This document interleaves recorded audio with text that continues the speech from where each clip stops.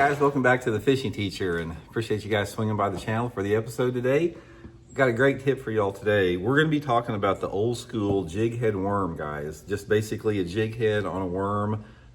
Nobody hardly fishes this setup anymore. I'm going to explain to you guys when this actually works the best and when it will outfish a shaky head. Sort of talk about the two scenarios there. But guys, I've been catching them on a jig head worm forever.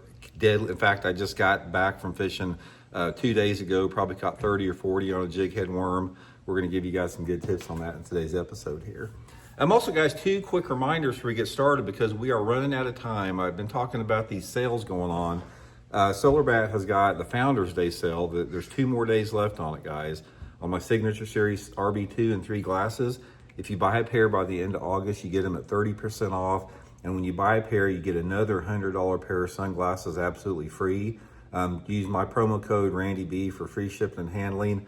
I'll have the Solar Bat link in the description of the video. The optical clarity and fit on these things are second to none. You guys will love these things.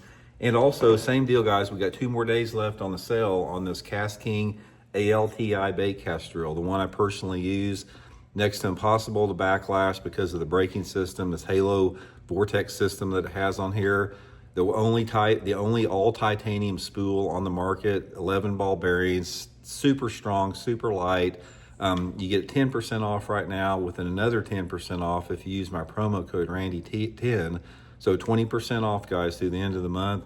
Puts this reel below $200. You will never find a reel of this quality for that kind of price. So I'll have the Cast King link in this video description too. Appreciate that. Okay, let's talk a little bit about the differences here. Let me show you the actual what the jig head worm is. It's just a simple thing. It's a jig head threaded on a worm versus the shaky head. Now I'm going to show you both. Here's the shaky head presentation or the look that it has on a shaky head, which, don't get me wrong, shaky head's a deadly bait. That's sort of the setup there. Difference in the shaky head and the jig head worm is the weedless. You know, shaky head, it's going to make a shaky head weedless. Based upon the head, it may stand up a little bit. And then for the jig head worm, what you do on it is it's just threaded on. Get this off here and I'll show you. And I'll bite off about 1/8 of an inch like that to get it flat where it sits against it, and come through the top of the worm.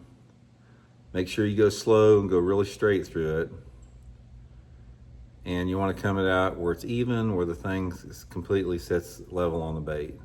May have to adjust a little bit.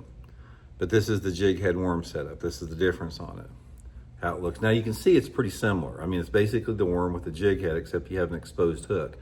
The difference is the way it looks in the water. When you have the jig, when you have it rigged as a jig head, it sets flatter on the bottom like this. It really doesn't set up like a shaky head quite so much. And you have the exposed hook. It just looks a little bit different in the water. And if you take a jig head setup, if you're working this jig head worm along the bottom like that versus a shaky head, it actually looks better because on a shaky head, you got a lot of the hook outside of the bait, which is a strike detractor. And on the jig head worm, a lot of the shank of the hook, or all the shank of the hook is inside of the worm. Just the hook's pointing out of there, so you don't have stuff to telegraph it on there. So let's talk a little bit about why a jig head worm works good in the situations.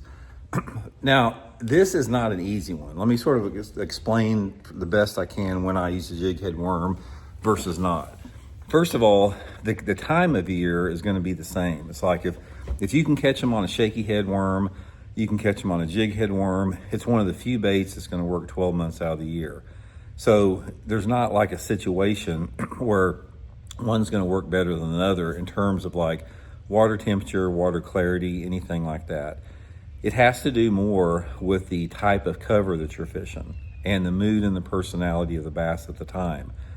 If I'm fishing around anything that's sort of snaggy, like say for example, I'm casting that worm around a boat dock, excuse me, or if I'm fishing skipping it under a boat dock, or I'm fishing around the edge of a grass bed or around any type of cover like that, I'm going to be using the shaky head because it's just more weedless.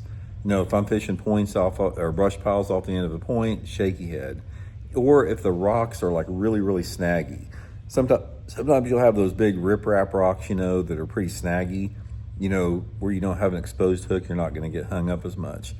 The jighead worm is more for smoother bottoms, flatter bottoms, and a little bit flatter slope. Not necessarily that it's got to have a flat slope, but I like it on like clay points, on gravel points, on small rock points that sort of gradually taper down, flatter banks, anything like that, simply to avoid the snag on it. Now, that is the obvious one when you're talking about being weedless or not, but the main thing about it is you have to figure out what the fish want day in and day out based upon the presentation and the mood of the fish.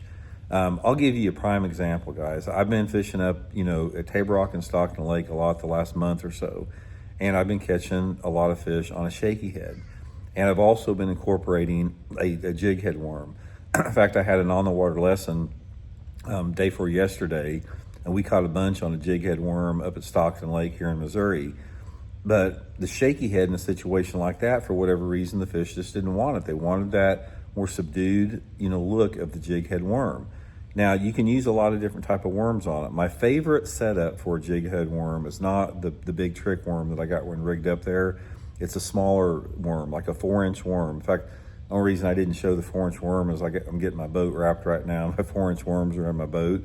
But a jighead worm is a really good, like true finesse presentation. So most of the time, if I'm fishing a shaky head, a lot of times I'll have that 6-inch trick worm on it. But if I'm fishing a smaller diminutive bait, like a 3 or 4-inch worm, I've got, the exposed jig head. And that's basically what a Ned rig is, guys. A Ned rig is a jig head worm just on a little bitty stubby piece of plastic worm. You can do the same thing on like a 4 or 5-inch plastic worm. And another thing about the shaky head versus the jig head is you can control the size and diameter of your hook better, because you have a lot more options as far as a jig head, just to rig it as a jig head setup.